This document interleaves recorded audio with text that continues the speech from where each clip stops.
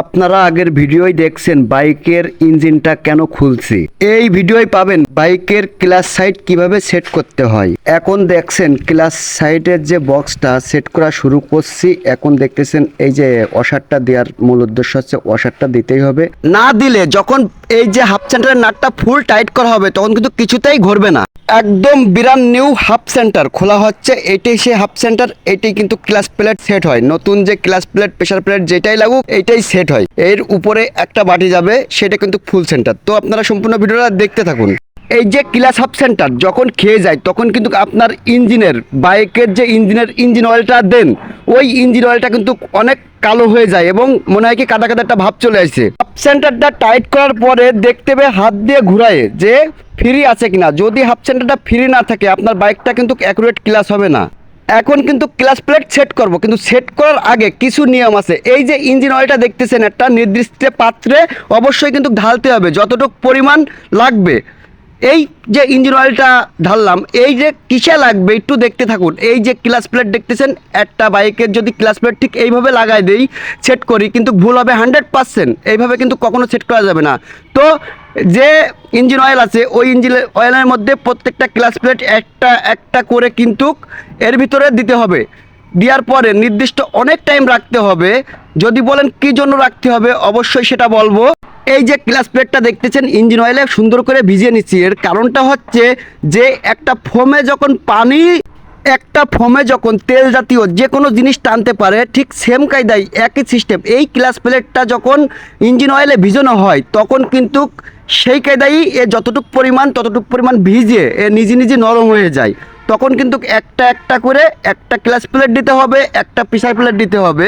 অবশ্যই অনেক টাইম ভিজাতে হবে, যেমন ধরেন সর্বনিম্ন আধা ঘন্টা ভিজিয়ে নিতে হবে ইঞ্জিন অয়েলে ক্লাচ প্লেট।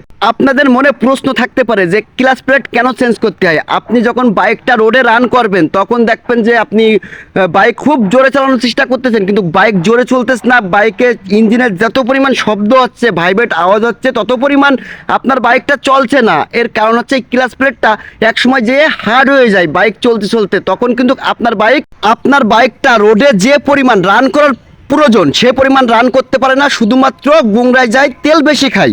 এখন দেখতেই পাচ্ছেন একটা নতুন হাফ সেন্টার আগে লাগাইছিলাম, এইটি হচ্ছে ফুল সেন্টার বলা হয়। দুটো মিলে ক্লাচ হাফ সেন্টার ফুল সেন্টার নাম।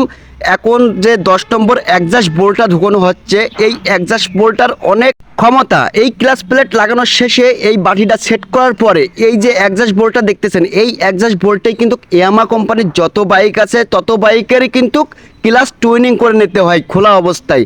তা না হলে কিন্তু ক্লাচ অ্যাকুরেট জীবনও হয় না। এই কারণেই এই অ্যাডজাস্ট বোল্টটা। আপনাদের বাইকের যদি ক্লাচ হাফ সেন্টার ফুল সেন্টার খেয়ে যায় এবং ক্লাচ প্লেটটা হার্ড হয়ে যায়, সেক্ষেত্রে আপনার বাইকের তেল বেশি খাবে এবং গিয়ার শিফটিং ডিস্টার্ব দেখা দেয়। অনেক সময় দেখা যাচ্ছে আপনি গিয়ার মারতেছেন, গিয়ার পড়তেছে না এবং বাইক দৌড়চ্ছে না, তখন আপনি অটোমেটিকলি বুঝে যাবেন যে আপনার বাইকের ক্লাচ প্লেটটা নষ্ট হয়ে গেছে।